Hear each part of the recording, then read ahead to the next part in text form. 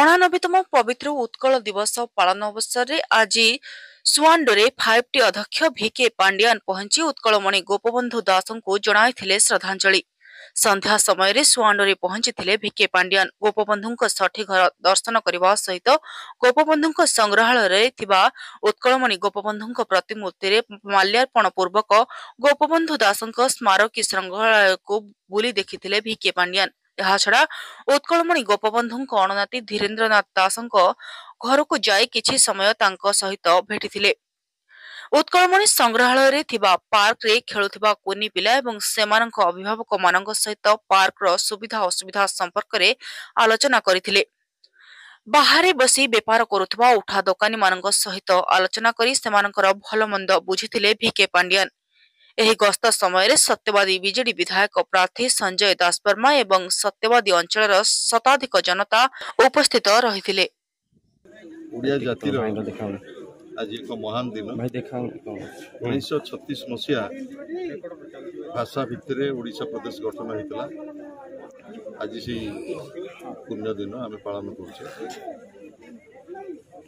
ଭାରତବର୍ଷର ଯେତେ ପ୍ରାନ୍ତୀୟ ରାଜ୍ୟ ସବୁ ରହିଛି, ଓଡ଼ିଶା ପ୍ରଥମ ରାଜ୍ୟ ଯିଏ ଭାଷା ଭିତ୍ତିରେ ରାଜ୍ୟର ମାନ୍ୟତା ପାଇଛି। ଯେଉଁ ମହାନ ଜନନାୟକ ମହାପୁରୁଷମାନଙ୍କର ତ୍ୟାଗ ତିତିକ୍ଷା ସଂଗ୍ରାମ ଫଳରେ ଆମେ ଏଭଳି ଏକ କଷ୍ଟଲବ୍ଧ ଭାଷା ଭିତରେ ଓଡ଼ିଶା ପ୍ରଦେଶ ପାଇଛେ, ସେମାନଙ୍କ ପ୍ରତି ଆଜି ଆମର ଗଭୀର ଶ୍ରଦ୍ଧାଞ୍ଜଳି ଅର୍ପଣ କରୁଛୁ।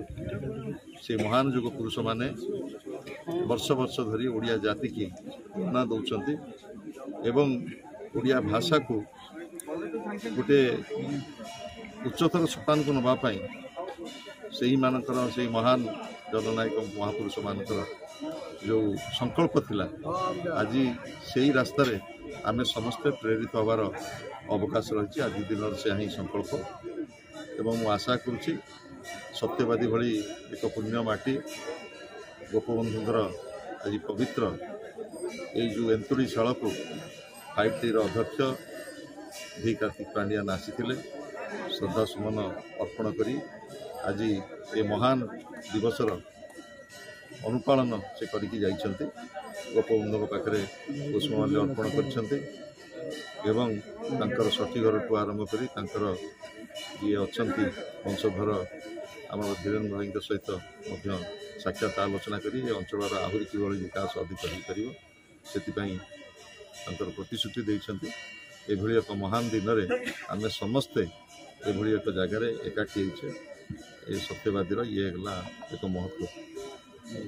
ଆପଣଙ୍କ ଘରକୁ ଆଜି ଭିକେ ପାଣ୍ଡିଆନ ଯାଇଥିଲେ, କାରଣ ଅନେକ ଥର ତାଙ୍କର ଆଜି ସାକ୍ଷାତ ଦେଖିଛୁ, ଆଜି ଦିନ ଗୋଟେ ମହତ୍ତ୍ୱ ରହିଛି। ଆପଣଙ୍କ ଘରକୁ ଯାଇ ଭେଟିଛନ୍ତି ଏବଂ କିଛି ସମୟ ମଧ୍ୟ ଆଲୋଚନା କରୁଛନ୍ତି।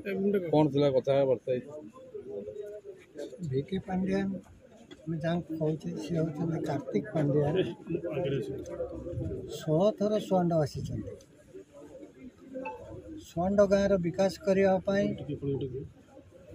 ମାନ୍ୟବର ମୁଖ୍ୟମନ୍ତ୍ରୀ ଯେଉଁ ପ୍ରୟାସ କରିଥିଲେ ତାକୁ ସାକାର କରିଛନ୍ତି କାର୍ତ୍ତିକ ପାଣ୍ଡିଆନ।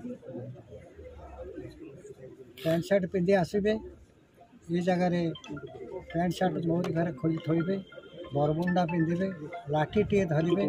ତାଙ୍କର ମୋର ସୁଆଣ୍ଡ ଗାଁ ବୁଲି ଏ ଜାଗା ନିରୂପଣ କରିଥିଲୁ, ଯାହାର ଫଳ ଆଜି ସମସ୍ତେ ଓଡ଼ିଶାବାସୀ ଦେଖୁଛନ୍ତି। ରାଜ୍ୟ ବାହାରରୁ ବି ପର୍ଯ୍ୟଟକମାନେ ବି ଆସୁଛନ୍ତି। ଆଜିର ଯେଉଁ ପୁଣ୍ୟ ଦିବସ, ଆଜି ଆମର ଉତ୍କଳ ସ୍ୱତନ୍ତ୍ର ପ୍ରଦେଶ ହୋଇଥିଲା 1936 ମସିହାରେ। ଯେଉଁ 36 ମସିହାରେ ସ୍ୱାଧୀନତା ସଂଗ୍ରାମର ଲବ୍ଧ ଜିନିଷଟି ଆମେ ପାଇଥିଲେ ଭାଷା ଭିତ୍ତିକ ରାଜ୍ୟ, ସେକୁ ଦେଖିବା ପାଇଁ ଗୋପବନ୍ଧୁ ଆଉ ଆମର ନଥିଲେ। ତାଙ୍କର ଅବର୍ତ୍ତମାନରେ ଆଜି ଆମେ ତାଙ୍କର ଓଡ଼ିଶାର ଜନ୍ମଦିନକୁ ପାଳନ କରୁଛେ। ଆମ ଗହଣରେ ଅଛନ୍ତି ସତ୍ୟବାଦୀର ସୁଯୋଗ୍ୟ ବିଧାୟକ ପ୍ରାର୍ଥୀ ସଞ୍ଜୟ ଦାସବର୍ମା। ଆମେ ତାଙ୍କଠାରୁ ବହୁତ କିଛି ଆଶା କରୁଛୁ। ଆଜିର ଦିନରେ, ଆଜିର ପବିତ୍ର ଦିନରେ ସେ ଏ ଜାଗାରେ ସୁଆଣ୍ଡରେ ପହଞ୍ଚି ପୁଣ୍ୟାତ୍ମା ଗୋପବନ୍ଧୁଙ୍କର ଶ୍ରୀଚରଣରେ ଶ୍ରଦ୍ଧାଞ୍ଜଳି ଅର୍ପଣ କରି ଆଶୀର୍ବାଦ କାମନା କରିଛନ୍ତି ଆଉ ଜନତା ଜନାର୍ଦ୍ଦନଙ୍କ ଠାରୁ ଆଶୀର୍ବାଦ କାମନା କରିଛନ୍ତି। आमर जड़े चर्चित व्यक्तित्व जड़े अभिसंवादी जननेता हिसाब से ओडिशा रे परिचित से समस्त आज आशीर्वाद नहीं हाथ जोड़ी समस्त सहित मिशिंट मो सागर कथा सुआंड तथा सत्यवादी सर्वांगीन विकास कर से दृढ़ प्रतिश्रुति देखो विके पांड्यान आज सुआंड आसी आज दिन में कौन कौन बुली देखिले कौन कौन प्रतिश्रुति दी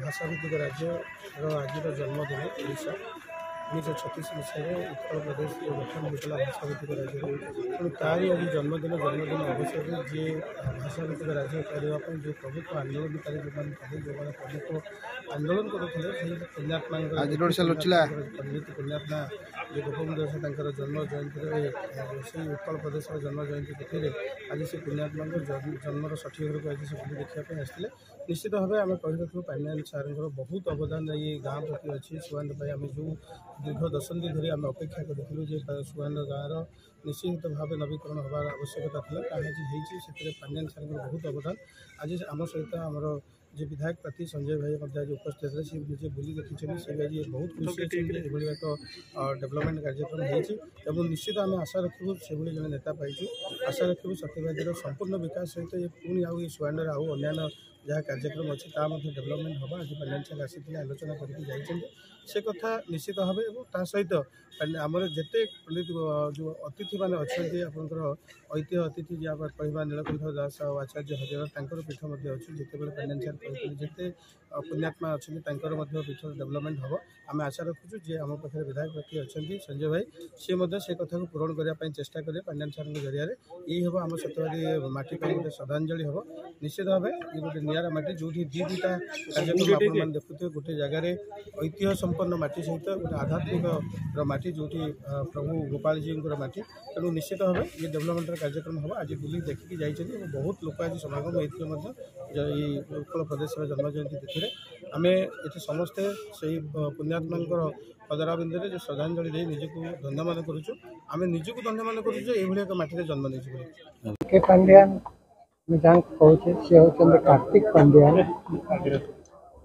16 थर सुआंड आसी सुआंड गाँव विकास करने माननीय मुख्यमंत्री जो प्रयास करते साकार कर कार्तिक पांड्यान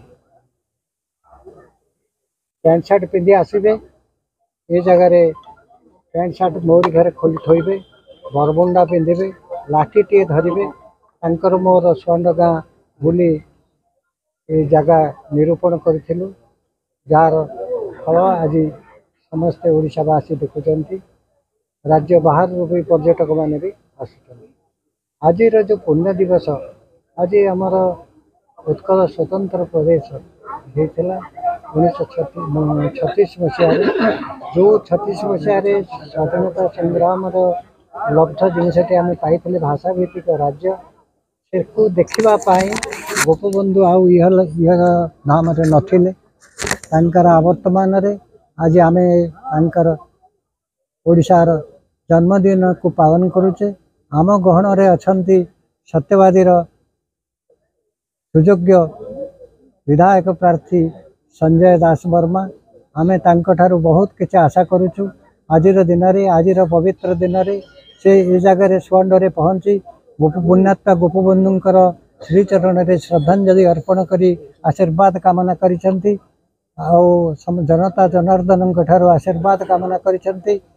कार्तिक पांड्यान आमर जड़े चर्चित व्यक्तित्व जड़े अभिसंवादी जननेता हिसाब से ओडिशा रे परिचित से समस्त ठारू आज आशीर्वाद नहीं हाथ जोड़ी समस्त सहित मिशिंट मो सागर कथा सुआंड तथा सत्यवादी सर्वांगीन विकास कर से दृढ़ प्रतिश्रुति दी जाइए।